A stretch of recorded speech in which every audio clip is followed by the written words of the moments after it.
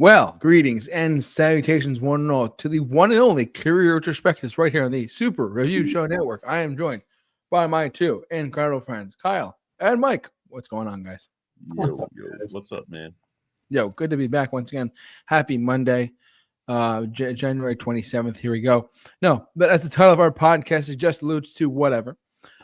We spun the wheel last week. It landed on my pick again, my other pick on the wheel for an album for us to review called by The Who, that band from the 1960s and 70s called Who's Next in 1971.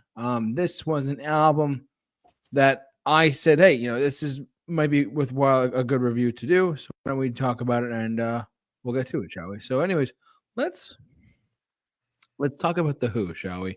One of my favorite bands of the 60s and 70s, personally, of that time period. Like, they came out in like 65, 66, if you will, with my generation. And they went on to do Tommy, the great things, Quadrophenia, etc.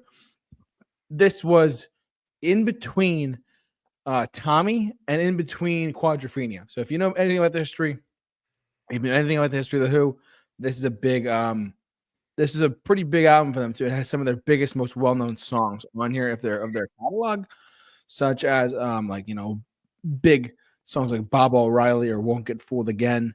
The story about, and I'm gonna get to the track listing in a sec, but just want to give a backstory for just a couple of the songs really quick. Bob O'Reilly was supposed to be an album, was supposed to be part of a new rock opera for Pete Townsend and Roger Daltrey to do for another Who album, but instead they said, let's just take this one track and put it on their fifth album, which was later Who's Next, which has some ups, has some downs, I will admit, after listening to it again and again before we did our podcast tonight and discussing it. Overall, just a very bombastic sound, some acoustic sounds, some horns thrown in there here and there. Overall, just a really good rockin' 70s album. Led Zeppelin was just coming onto the scene too at the time too, and this album really showed not Keith Moon, Pete Townsend's synthesizer for some of the songs, Bob O'Reilly or Won't Get Fooled Again. I'll get to those in a second, but just one of my favorite albums of theirs, truthfully. Probably their biggest, most successful one, I would say, outside of doing Tommy and Quadrophenia, of course. But needless to say, this is it starts off really big. I'll get to the track listing in a sec too, but it starts off really big and bombastic with Bob O'Reilly, and then we get over to the last track too. But in the middle, there's some hidden gems and some tracks that I thought were actually a little bit lesser than I originally remember hearing them. So, anyways, I'm gonna get into it, shall we? The track listing for Bob O'Reilly, it's only 9 songs, but it is, needless to say, though, a lot of really big bombastic songs of the 70s. A lot of people may not remember these songs or not, but if of a certain time period. But anyways, Bob O'Reilly kicks off the record. No surprise here. This is actually not a 10 out of 10, believe it or not. Actually, it's iconic. It's played on the radio a lot by all those classic rock radio stations. Timeless track overall. I'm giving it a 9 out of 10 for its iconicness, but what prevents it from going to a 10 out of 10 for me personally is the fact of it's probably like the one outside of I'll get to a second, but Won't Get Fooled Again. This song in particular is played a lot on many radio stations. If I'd say it's the Who's signature song, arguably one of them for sure. But yeah, just a 9 out of 10 for kicking off the record with Bob O'Reilly. Roger Daltrey and Pete Townsend trading vocals on this is phenomenal in my opinion, and it really showed how they were evolving from just a guitar heavy band to a synthesizer heavy band too, which was pretty interesting over their career too. Bargain, we stepped down a little bit here. We actually go down to roughly about a 7, maybe a 7.5. It's not my favorite, but it does.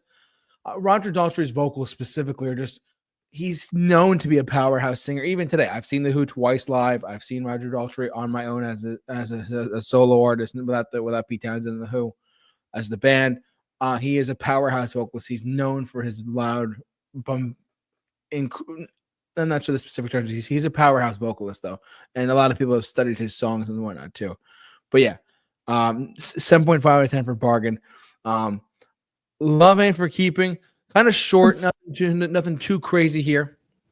I enjoy this one though. Needless to say, this is about a 6. Could go up to a 6.5. Truthfully, it's a sweet song. It's there to. I wouldn't say it's filler, but I'd say it's there for good purposes. Of course, I like it though. But that's a 6.5 for me. But then we go down to My Wife. The only song written by another member of the band besides Pete Townsend, which is John Entwistle, who died in 2002 of a cocaine overdose. My Wife. One thing I like about the song is that it starts off so kind of not necessarily super quiet, but it starts off kind of quiet, and then it builds this bombastic, like the horns in the background are just like just incredible. I love those horns in the background. I mean, not everyone may or may not, but it's still a strong song nonetheless. I'm sitting about a 7, could go up to 7.5 for My Wife. Now, for those of you who don't know much about deep cuts on records or people who know records as a whole, this next song, I'm just going to preface by saying I love the different parts of this song. I wish the song was more widely known by rock members of the classic rock community, but the song is over by the last song on the side 1, which is 6 minutes and 14 seconds long. Pete Townsend, it's funny how it's amazing how it also reminded me of like if ELO did not have strings almost, and if you had there's different parts to it. Like starts off with the piano, it starts off with and then it goes into the verses and Pete Townsend's vocals and whatnot too during the bridge and whatnot too. But I love the different different elements, how it changes tempo, changes time, it changes like sound in general. It's just a really nice, powerful song. Because when the song first starts, like, oh, this is gonna be a ballad or whatever. No, but there's a lot of harder rock elements in this song too. This is actually a 9 out of 10 for me. I love this song much more than I thought I did. So the song is over is a 9 out of 10 for me. Called The Song Is Over from the end of side 1. We go down to side 2 now with Getting in Tune. Another 7.5 out of 10, roughly in the 7s for sure. Nothing super crazy. I do like it. I love the lyrics. I should have prefaced by saying this, but one thing I love about the Who in general is that like their lyrics are very like in your face. You know, like where people try to put us down, talking about my generation. I hope I die before I get older. No, these are the powerful lyrics by a powerful lyricist known as Pete Townsend. I should have mentioned that from the beginning. Forgive me. But Getting in Tune is one of those tracks that I really enjoy as well. Like I said, but it's nothing too crazy. I do like it a lot though with a 7. Nothing super crazy there, but I do enjoy it. Going Mobile. This was actually, I didn't realize it says right here on the Wikipedia page. I forgot that this was actually part of the Lifehouse project that was going on. It was a track that was going to be on their album called Lifehouse that never happened, but instead they put it on this record here. So that's completely forgot about that actually. I dove into when I was much younger. I dove into their catalog a lot, like as a Who fanatic, and I was like, I can't wait to see them live. And I saw them live twice already. It's great, great band. But Going Mobile, another 7. Nothing super crazy. I do like it though, nonetheless. Behind Blue Eyes, it's a 9.5 for me. I have a lot of nostalgia purposes with this song for Behind Blue Eyes.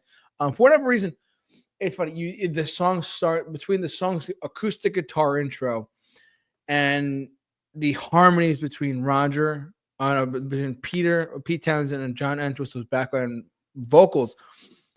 It truly shows how music can take different shapes and forms and have different parts and elements to one 3-minute and 42-second song. And I really enjoy this one a lot. Behind Blue Eyes, one of my favorite ones, truthfully. Probably their most covered song aside from Bob O'Reilly. So that's just a big one there. But a 9.5 for Behind Blue Eyes. When I saw it live, it was just Pete, Roger, and a cellist playing this song. It was really, really, really cool. Then we get to the only, quite possibly one of the most anthemic songs I think I've ever heard in my lifetime, with one of the most high-pitched screams in the middle towards the end of the song, with Roger Daltrey basically screaming his vocals out with Won't Get Fooled Again. This song is an incredible journey of a song musically speaking. It's not just, revolt or, or protests or whatever. It's a powerful, powerful 8-minute song. 8 minutes and 32 seconds long. And it's funny. It is one of the most streamed songs on Spotify if you go listen to it. And it closes out the album on such a bombastic note, and it's awesome. I love Won't Get Fooled Again to death. And whenever I listen to it on vinyl, because I have a vinyl copy of it from 71, I always try my best to. I don't try my best. I listen to it all the way through. I love how it just ends with the record ends on such a powerful, high energy, high powered note with Won't Get Fooled Again. I love this track. One of my favorites in general from The Who. One of my favorite classic rock, quote unquote, songs of all time. Up there for me. Not quite my top 30 or top 40 songs of all time, but it's a powerful song. And I think it just starts off with the organ, starts off with the keyboard, and just goes into this different parts, different elements here and there. I feel like some people forget about how powerful the music can be, and I think Won't Get Fooled Again shows how you can have music that's really, really powerful. So overall, though, it's funny. So as an album, though, I mean, yes, you have your hits on here. You have your Bob O'Reillys, you have your Behind Blue Eyes, you have your Won't Get Fooled Again, the big three of off the record. But some of the deeper cuts, you have stuff like The Song Is Over or Bargain or Getting in Tune or My Wife. These are lesser known songs to the general public, but still overall good plus songs nonetheless. From an album that I believe is one of the most, in my opinion, one of the most pioneering or pivotal hard rock, quote unquote, albums of all time. With stuff like Won't Get Fooled Again there. And Pete Townsend is one of those few guitarists, in my opinion. Just want to say this about him really quick. Pete Townsend is one of those guys where he is one of the few guitarists who can truly create a world with their instrument. He's a guitarist who defined his era and his time. And if you've never seen The Who or have never heard of this band or whatever, dive into this record, dive into their catalog, get to know their material. They're one of the best to ever come together. Just four guys who just were a combustible force. Needless to say, as a band, if you dive into their history. But no, great album overall. So overall, for Who's Next from 1971, my pick, I'm sitting at an 8 out of 10. Because the lesser known songs the deeper cuts still hold up a strong weight for me, but the hits kind of drive it higher than I originally had a 7.5 out of 10, but I'm going up to an 8 out of 10 for this one because of some of iconicness of just how powerful the songs can be and showing how a 3-minute pop song can have different parts of a string section or on Behind Blue Eyes, whatever, or how an 8-minute hard rock song Won't Get Fooled Again can hit the top 40 at the time and be played crazy still to this day. So needless to say, one of my favorite albums by there, probably my favorite album of theirs, truthfully. So I'm saying about an 8 out of 10 for the Who's Next from 1971. I'm gonna let Kyle go next. I think he wants to go next, if I'm not mistaken. So what do you got, bud, for the Who's Next? All right, so you're talking to a registered The Who hater here. Oh my god. Never liked The Who outside of a couple tracks here and there. Just could never really get into them. It's, I don't know, not my style, not the sound I prefer to listen to. So going into this is actually the first full-length album that I sat down and listened to by them. And this album actually breaks down into thirds for me, where a third of the record is full of fantastic, amazing, iconic songs. A third of it is horrendously bad, and the other third is just a bunch of mediocre filler tracks. Starting, let's go right into a Bob O'Reilly. I mean, this is a 10 out of 10. I mean, not having this as a 10 out of 10 is crazy to me. Their best song by far. I mean, this is an iconic, absolute kick-ass song. Everything about this is just, world-class songwriting here. Everything about it, instrumentation, the vocals, the lyrics. This song was really way ahead of its time for 71. And that's something that goes to say about the other tracks on here that I like, is that when they're pushing that envelope, they do very well.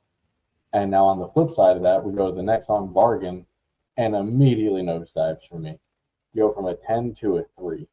The problem with starting an album off so strong is that you have to follow it up with a follow-up that sounds like, these don't even sound like they should be on the same album together. let alone even written by the same people, if I'm going to be honest with you. This is just a standard early 70s, late 60s rock song that doesn't really have much of an identity to it. It's just really lackluster. I'm not a fan of it at all. The vocal melodies on this just felt off to me. I've never been a fan of his vocals as a whole. But then we got even worse. On Love Ain't for Keeping, this one was a 2 for me. This is actually my least favorite song by The Who I've ever heard. Really just not for me. I thought it was incredibly boring and mediocre, especially for a band of their stature. I actually did not expect that. I didn't go into this expecting there would be anything that I hated. So to have 2 in a row that I really didn't like was pretty jarring. I didn't think this had any good transitions on it. The drums were okay, but I just felt like they didn't fit for what the song was going for necessarily. Not a fan of the sound here. Then we get to My Wife. It's a little bit better. I mean, we're at a 4, so I mean that's something, right? Just not a fan of the vocal patterns on this. The cadence is a little bit strange. The lyrics are not the best on here, if we're going to be honest, which lyrically they tend to be an okay band. They tend to be pretty solid.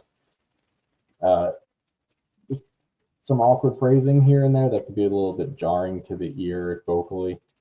Slightly better than the last 2, though. And then we kind of get back into a little bit more of a groove with the song is over and getting into tune. I'm going to kind of combine those 2. They're both 5s. They're just middle of the road. I can see, for me anyway, these are just not my style. I can see why people that are fans of the band might enjoy these. I get that more than the other few songs. They're both just kind of 2 filler tracks to me. Then Going Mobile, it's another step down for me. We're back at a 4. Not a fan of the vocals on this one at all. Probably one of my least favorite vocal performances on the record. Boring, forgettable, not great, but not offensively bad. And now going to the last 2 tracks to really bookend this album very well. I mean, Behind Blue Eyes, finally on here, another good song. This is a fantastic song. There's a reason it gets covered so much. It is vocally one of his best performances, in my opinion. This album, like I said, it really excels when they're kind of pushing the envelope of their sound and the sound at the time. Even this song, with being kind of an acoustic ballad, was still a little bit ahead of its time in terms of what it did with that. Lyrically, this is my favorite song by them that they've done. The only place it falls apart for me, prevents it from being a 10. I don't like towards the end when it like builds up. I don't think they do very well with that. It's lyrically not as strong as the rest of the song is. The vocal phrasing isn't as captivating as just him and the acoustic guitar on it. It kind of falls apart, comes back together at the very end, but that's a 9. And then you go to Won't Get Fooled Again. I mean, it's another 9 for me. It's an iconic song. The only thing preventing it from being a 10, it could really use to be shortened down a little bit. Me, as someone that's not a huge into like that whole like jam band thing, which the Who is not, but towards the end of this track, it just gets a little bit like, all right, we can wrap this up. Overall, fantastic track. You know, has one of the most iconic, you know, screams in all of rock music, probably all of music in general. Overall, gotta give it to them. It's definitely an album. It's definitely good to an extent, but it also has some like it's interesting because a couple of good songs does not make a good album necessarily. But what they've managed to do here is completely bookend an album with some of the best songs of their career. It's like a reverse Oreo, where like in this case you actually want the 2 crackers. You don't want what's in the middle. I mean, even go look at the streams on Spotify. Like, go look at the actual numbers on these, and it's not even close. And you know, you expect that to be the case with songs as big as Bob O'Reilly, Won't Get Fooled Again, and Behind Blue Eyes. Like, you expect those to have much more. But when I'm saying more, I'm talking like some of the others have a million streams compared to hundreds of millions. I don't know how it was received when it came out, what people felt about the filler tracks that are on there. As a whole, to me, though, it's just a 5. Like I said, it's a third great iconic tracks, a third songs I thought were actually just straight up bad, and then a third just filler in there. So, gotta give props to the drumming on here, though. The drumming was by far my favorite part of the record, even on songs I wasn't too fond of. The drums were very solid. So, with that, who's next? Yeah. I think Mike is next, if I'm not mistaken. Mike, what do you got for this album here? Now, Kyle, I want to clear up some things. What was your official rating? I didn't think I picked up on that. 5. Okay, sorry. I didn't pick up that. And also, when you said my wife is a 4, I want to make sure you're talking about the song and not your actual. I will find her and I will have a conversation with her if we have to do this. But I'm guessing you're talking about the Don't worry about it. Don't worry about it. Okay, Yeah. all right. Yeah. We'll be fighting, man. We'll be fighting. Yeah. Let's clear up things for the people at home. Okay. So getting back to the review. So I have very little to no experience with the Who.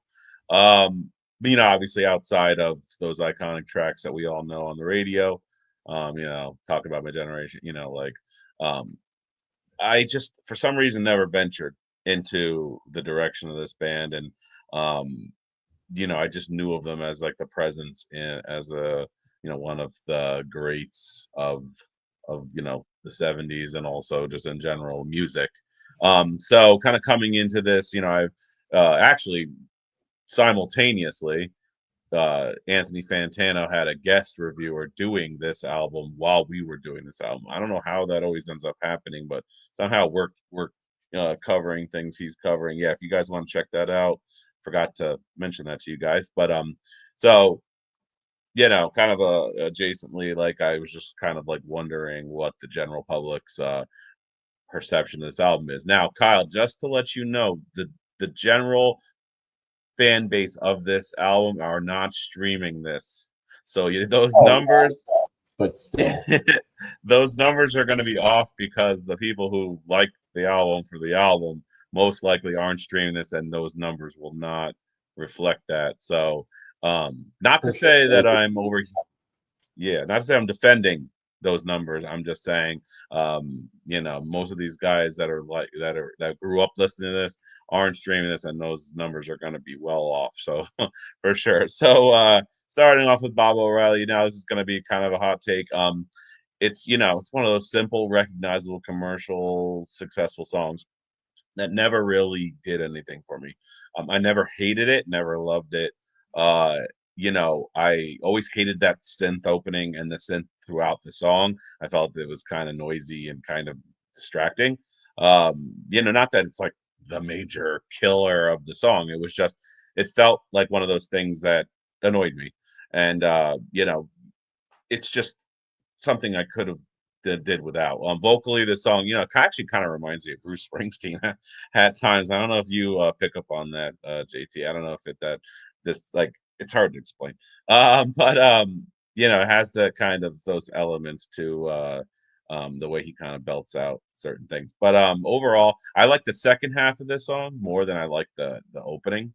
Because the opening feels like repetitive. I like that kind of when it goes off into that weird kind of second half of the song and does some kind of interesting things with violins and different elements, and it kind of gets into this weird, almost like the way the Beatles would do weird things, or the Stones would do kind of interesting things like that, with different instruments and whatever. But the opening is just kind of simple, so it's a 6.5. Still, I mean, it's still a good song. It's just never been a song that made it on a playlist for me. Never a song that really I like picked out and listened to continuously. But still, it has its major elements that were actually pretty recognizable. So we move on to Bargain. I always felt that the drumming in this album, the drumming in general, had a little too many fills in it. The drummer did that a lot. Too many fills. I almost felt like it kind of reminds me of when someone gets behind a drum kit and they're like, I'm a crazy drummer, and they like do lots of drum fills over and over again to kind of showcase that. Not saying the drumming is bad, it's just not super my style. And you can really hear it throughout this album when it feels unnecessary. Like you kind of said, Kyle, one of those songs, the drumming feels like it doesn't fit with what the music is kind of doing. And I get some of that. I love that kind of in this specific song, I love those power chords. You're going to hear those throughout this thing. It's really iconic guitar tone, has that classic feel to it. Almost has that Rolling Stones vibe to it. A lot of this album remind me of them, the bluesy rock tones. And weirdly enough, this song kind of reminded me of School's Out by Alice Cooper. I don't know why, but there's a certain part it hits a certain, like, it almost sounds like Alice Cooper would have borrowed some of the sounds from this or whatever. But it's a 7 out of 10. It's a higher rating than Bob O'Reilly, which is interesting, and probably the world is burning. But yeah, so 7 out of 10. Then Love Ain't for Keeping. This got that groovy 70s that bass sound to it. It's got the groovy jam feel, but melodically or vocally, it doesn't really sit well with me, or is not recognizable to me. Overall, the song's evolution stays pretty similar. It doesn't really go in a direction that kind of keeps me interested. It just kind of stays in its respective bubble. So 6 out of 10 for me on that. Just wasn't super, catching my ear. Now my wife is a 6, Kyle, but I don't have one. No, the song My Wife is 6 out of 10. Overall, it's actually I got a Queens of the Stone Age. Like they borrowed some influence from this. It was interesting. It's got that honky tonk kind of groovy kind of feel to the bass in the background and the guitars. Once again, overfills with the drums, and just not a huge fan of that. The brass and the pianos layered through this kind of didn't really sit well in my ear. They definitely gave it this blaring kind of feel to it, but I don't know if that was a good feel. It was definitely a feel, but it felt like it didn't fit well in that song. But 6 out of 10, just overall, still got some cool things going on, just not super captivating. Then when the song is over, it gave me a little bit of a Styx vibe too, weirdly enough. Just kind of a building. It never really heads in the direction I want, but still, it's just a solid song. It's just up and down. 6.5 for me on that. And then we Getting in Tune. Once again, it's got a lot of different elements going on in this that are kind of built throughout this. You have the piano in the background, which gives the kind of blues vibe. And I've never a blues rock kind of guy. Reason why I never was a huge Stones guy. But I do like the Stones changes of direction throughout their career. And I feel like if I'd listened to the entire discography of The Who, I might kind of respect this album more as its place in their sound and how things changed from where they began and where they end up now. And I don't have that experience to kind of use in this, so that does give me a little bit of a disadvantage for this review. So 6.5. There's a lot of songs that are all pretty similar. Nothing's really grabbing me, until I actually went to Going Mobile. Once again, Kyle, you and I are always never in sync. I actually gave the song an 8 out of 10. The drumming makes it feel a little messy. Once again, little like too. I always call it more is less. Just too much going on. But overall, I like the fast acoustic strumming. I love how it gives it that bouncy feel, energetic feel, the interesting use of the synths alongside everything else. I like the just energy of this track. It feels like a good song to listen to while you're driving, and you're going mobile or mobile if you're from England. To all our UK viewers, which are probably zero, but hey, we will check into that and get back to you if there is a single or a group of UK listeners. So 8 out of 10. Yeah, this was actually one of the highlights of the album starting off, and it continues to kind of go in that direction for the rest of the album here. This is like the best It's definitely the back end of the album that I felt like Kyle was saying, that really felt like it stood above the rest. Behind Blue Eyes, I mean, obviously iconic song, recognizable lyrics, a little strange at times lyrically. I agree with you, Kyle. Like towards the second half of that song starts getting weird. And then it just kind of has a folky ballad feel, straight.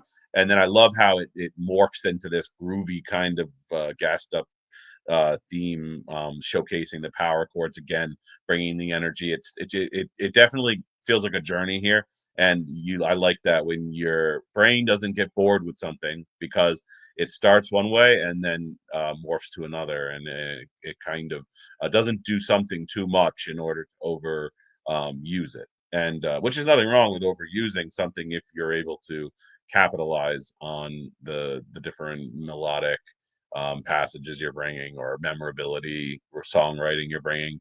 But this one definitely covers a lot of ground. 8 out of 10 for me on this one. It's definitely still a solid song. Nothing that's like mind-blowingly like, I would go over and say it's crazy and this and that. But, it's definitely still solid. And then Won't Get Fooled Again. I mean, this is the best song in the album. Vocally, I've never liked a lot of the vocals on this album. They're kind of just not superly doing this music any like benefit, but overall the music does the heavy lifting. It's once again we're in that groove blues area. It's a good snapshot of the music coming out of this time. It defines the attitude of the music, incorporating the bluesy licks, the noisy drumming. Probably drove parents nuts at the time. I could only imagine that like kids were listening to The Who and the parents were like, who are you listening to? And please stop listening to that. It is literally the song, while it never found it in my personal playlist, I never turned it off when it played on the radio, and it just kicks ass. That's just pretty much just a standard track that kind of sums up a time in music. 9 out of 10 for me. Definitely a solid song. And like coming back to it in perspective of an album kind of gives you the understanding of like where it fits. Kyle, I totally agree with how Bob O'Reilly doesn't fit with those other songs, as well as the end of this album kind of fits more with it, but it does feel like it doesn't belong on there. And like what JT was saying, it actually wasn't supposed to be, but it ended up being kind of implanted back into the album. So overall, it's a 7 out of 10 for me. I could possibly set it at 7.5, but at the current place, in the first run through, 7 out of 10 seems like a good fit. When I look at the music style as a whole, there were other bands doing some similar things at the time. I feel like they definitely capitalized on the sound by bringing some of the synth heavy kind of different elements songwriting wise into the genre that were few and far between, and I think it definitely garnered them a name. And I feel overall I would be interested in hearing where they go from here and how their sound changes, and and where it puts this album in that sound. But yeah, 7 out of 10 for me. All right, you heard it here first. Those are our ratings. Mike, I think we got the same rating. Because I gave it an 8, or you gave it? I gave it an 8. You gave it an 8. Thank you. That's a 7, and Kyle was the 5. Man, double the no. JT, you were the villain last time, I think, right? No, I don't know. It was definitely me. Oh, double bill. Yeah, so that's right. Man. I know it's crazy. No, but needless to say, guys, ultimately it's what you have to say out there. Please let us know what you are thinking out there. There we go. Sorry about that. Please sound off in the comment section below this video. We love to hear what you have to say about this. Thanks so much for watching our show tonight and listening to our podcast. I want to thank these two gentlemen, as always, doing this podcast with, as always, Kyle and Mike. Thanks so much for tuning in as always. Kyle, Q&A podcast is not back yet, right? Nope. Okay. It'll be back. And now, do we spin the wheel today, or are we doing something different? We got to spin the wheel. We have to spin the wheel because there's nothing coming up, correct? Right? There's no albums coming up? Not until March, I think. All right. Kyle's gonna spin the wheel, and we're gonna land on whoever it's. We'll see what's gonna land on. You got it right, bud. Yep. Okay, cool. Yeah. In the wheel or control the wheel There we to go. his and JT's picks. I'm not sure. Control the wheel. Yeah, I swear to God. Come on, keep going, keep going, Stop. keep going, Yes. keep going. Oh my God. Yeah. All right. For me, because I'm seeing them in a few months. Oh, Nice. nice. Oh, you got tickets. Good. So Good. our next album is Bush's Razor Blade Suitcase. Bush Razor Blade Suitcase. That is our next album right here. We're going to review it next week. I actually, first, it's funny, before you came on, Didn't they do 9/11? what's that? Didn't they do 9/11? Oh my God, let's not go there. Okay. No, but in all seriousness though, Bush is I forgot the album it's called. It's okay. We have an album by Bush coming up next week. That's all I have to say about that. But thanks so much for watching, listening. However you enjoyed it tonight. Thanks so much for tuning into our podcast as always. And yeah, but for all of our UK listeners out there, this one was for you tonight, so don't worry. That's all right. So, but for all of us here at the Super Review Show, stay safe, take care, and we'll see you guys next week. God bless. God bless.